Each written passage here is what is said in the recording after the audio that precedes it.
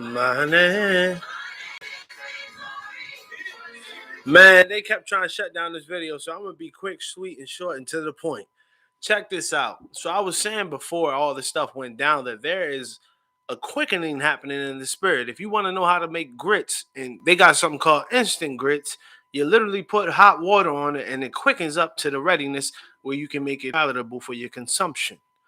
But when we look at today's situations and the quickening in the spirit and how things have moved to a whole nother paradigm in which we could not fathom before, you got people running onto the plaza of the most powerful place in the world, the United States, Washington, D.C. plaza. People came there rioting with their pickets, their knives, their pitchforks, and a ball full of anger, ready to destroy any and everything in sight.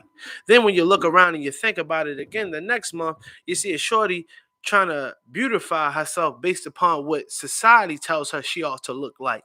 And because she did this, she mistaken super glue, gorilla glue, for gel in her hair.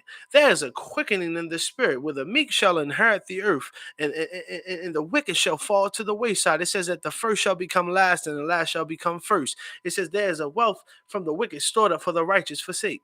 And I've never seen the righteous forsaken. See, the next month, you got a brother talking about how to be the top man. You had churches and synagogues and mausoleums and temples all be shut down and went to a screeching halt. You have a war being waged at the mouth of the Euphrates that has been going on for the past 20 years, and it has ceased to end. Even with our current president pulling these brothers and sisters out of the situation and bringing them home, the war has just only begun. See, you may have thought you've conquered the battle with the Taliban, and you may have thought you've conquered the battle with ISIS, and you thought you've conquered the battle with all these militia groups that have been trained and prepared for battle, even though they're third world countries. Who trained these folks? Who prepared them for combat against such a superpower known as the United States of America? And as we sit on the precipice of such rather salubrious but also daunting time, we must take into consideration, where do we stand in the midst of it all as a people? You started off the year 2020 with a new virus called COVID-19. It's now also known as the SARS-2 with a mutation added to it. See, SARS-1 started about 20 years ago or 20 plus years ago, right around the time we were getting into this catastrophe with oil. This situation where we're seeing weapons of mass destruction be formulated over there in Iran and Afghanistan. And from that precipice, it turned into something where the soldiers developed something called SARS. It essentially dehydrated the cells, and it drawed out all the moisture out of the cells, causing the soldiers to lose lack of taste, lack of smell, sight, feeling, sensation, and later it would turn to death. This quickening in the spirit was trying to be contained by what we know as the United Nations and the World Health Organization. But to my understanding, it is expanded and it got out too far. Wuhan, China started out this stuff where they found out where the product may have came from. And from there, it is turned into this whirlwind. People are afraid, people are scared, and the world seems to be crumbling around us. There's a quickening in the spirit. People are being pressured at their jobs to potentially get vaccines. People are being pressured by their peers and family members and being isolated because they can't interact with each other. The black community is making a spectacle of themselves, not preparing themselves, worrying about climbing on some goddamn crates, some milk crates, some egg crates, but you can't climb to stack your bread up, to legislate and to plan and to be put into action and to be put into movement. Because with this quickening in the spirit, the Bible says that the harvest is plentiful, but the workers are few. But Isaiah 59:19 says, when the enemy came in like a flood, God would lift up a standard, and the standard was set to the chosen people of God. See, in Sodom and Gomorrah, you had a brother by the name of Lot and Lot's wife. It was only very few people who were able to get out of the town during the times that it was going to be fire falling from the heavens. And God gave that message through an angel to Lot. And then there was a time where Lot had to get up out of the situation. There was a time where the people of Israel, the people of God, the chosen we, not I am, but we are. We have this ministry. This is who we are. They got into this whole conundrum of getting out of the Pharaoh's grasp. And look at how history repeats itself, how we are in the grasp of the Pharaoh, and the Pharaoh just won't let us go. There's a war being waged in the promised land where the people of God won't be let go. But God said, if I'm before you, who can stand against you? He asked Ezekiel, can these dry bones live? And out of the degradation, out of the emptiness, out of the dry emptiness of those bones, God placed a promise inside of Ezekiel's heart, his mind, and his mouth, and which once was dead, now became a living source. Yea, though I walk through the valley of the shadow of death, I will fear no evil, for he is with me, thy rod and thy staff.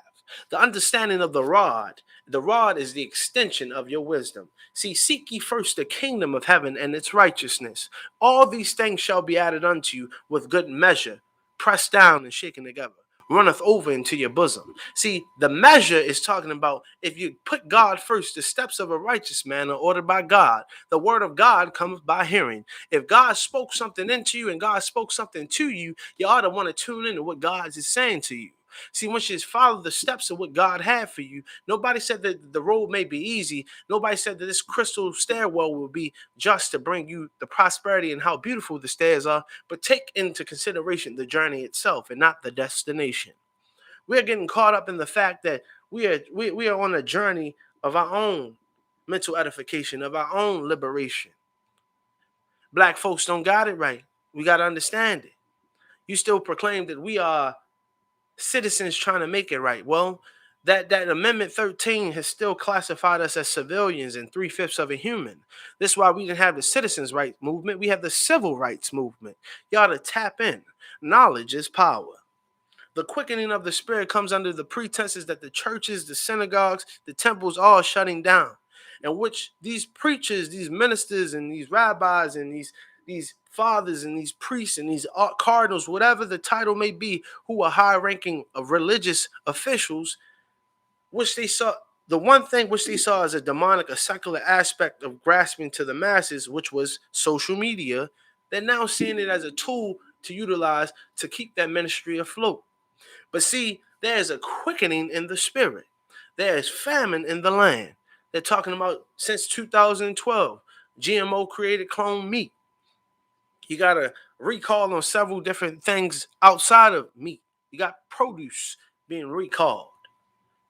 You know what I mean? There's a quickening in the spirit. There's pestilence in the land. The poisoning in the water, the red algae blooms, the black watering from the oil spills. That the water is so tainted that you can't drink it.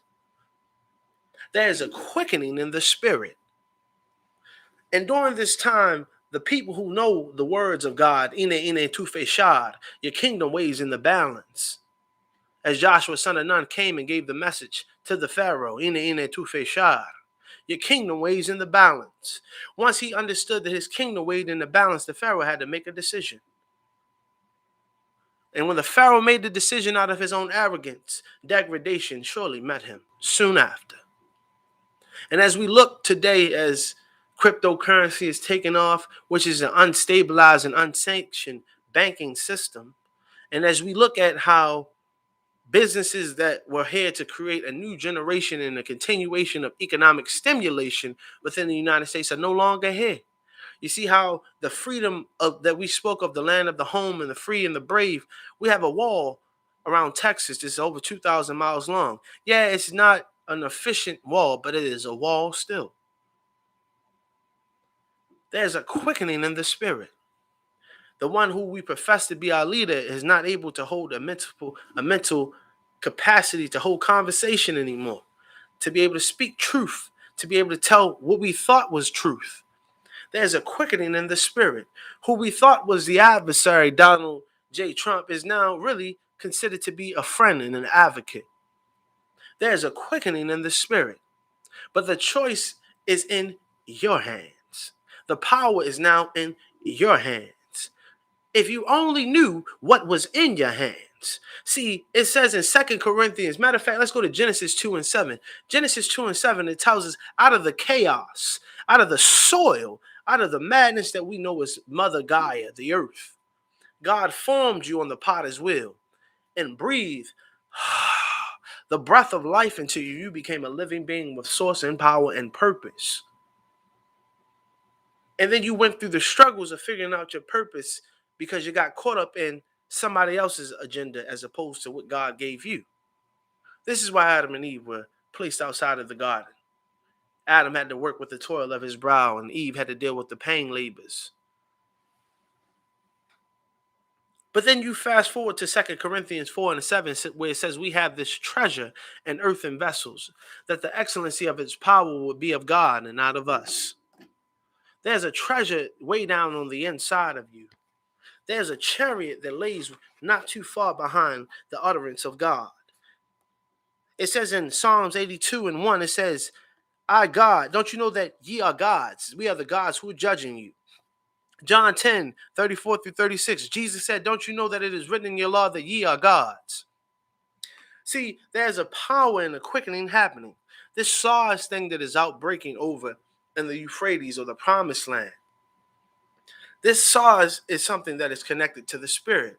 Solomon sealed some demons, some spirits in these jars over there.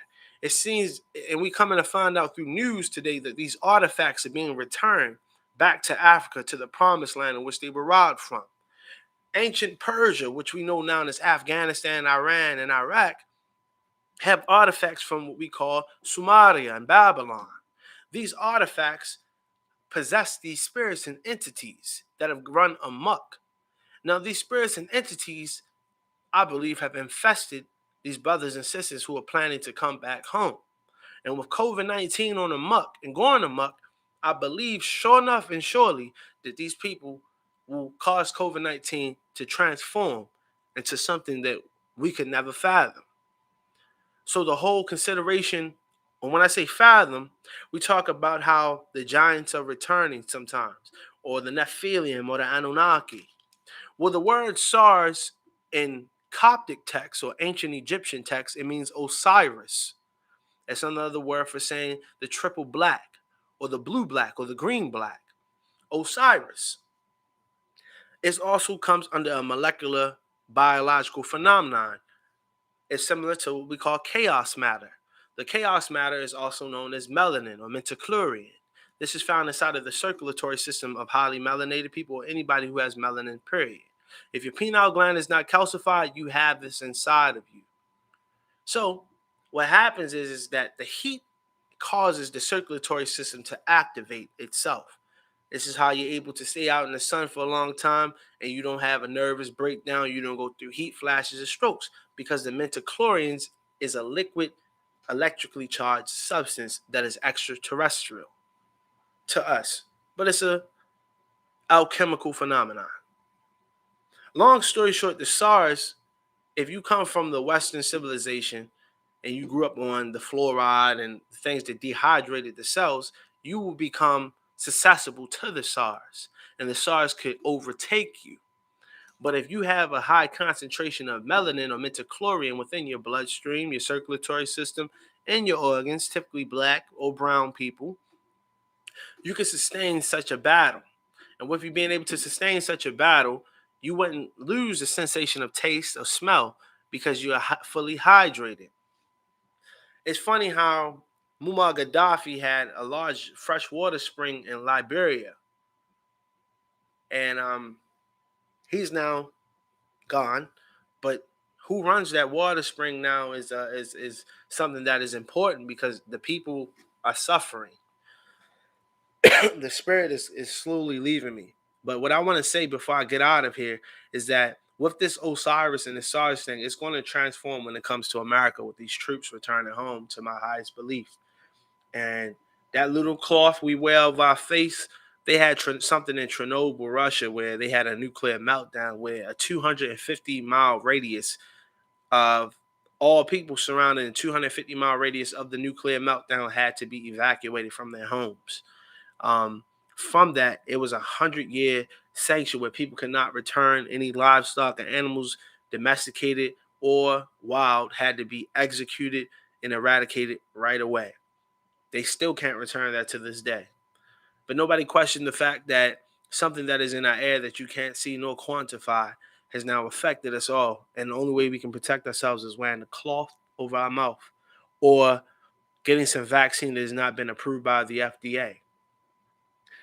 The time has come, ladies and gentlemen. We all must choose our road. We must choose our path, and we must choose where we stand. And the question will be, in the end, where will you stand? But you ought to trust and believe that every knee shall bow and every tongue will confess who is just Lord. Because every time there's an outbreak, every time there's a pandemic, there's a select class of people who are subjugated and propagated to the forefront to be the actual guinea pigs for this new wave of illnesses or terminal immortalities that come our way. But like I said, the wealth of the wicked is stored up for the righteous' sake, and I've never seen the righteous forsaken. So don't get weary in your well-doing, because due season is right around the corner. If you like this video, family, like, comment, share, and subscribe. I haven't been on here for a while, but trust and believe. I've been watching, I've been working, I've been studying, and the Most High has been keeping me. So, from new mercies I see to new mercies I see. Now unto him who is able to keep you from falling and to present you faultless before his excellency with exceeding joy. Don't be humble. Be great.